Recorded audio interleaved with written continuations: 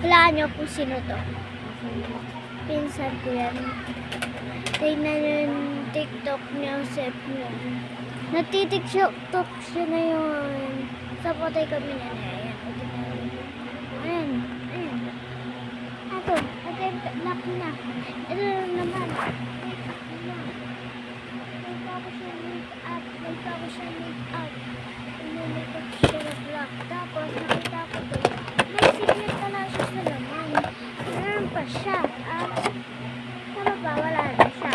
Pero wala yung laman ng secret police. Tapos, eto. Ginawa namin. Ito. Ayan. Basta,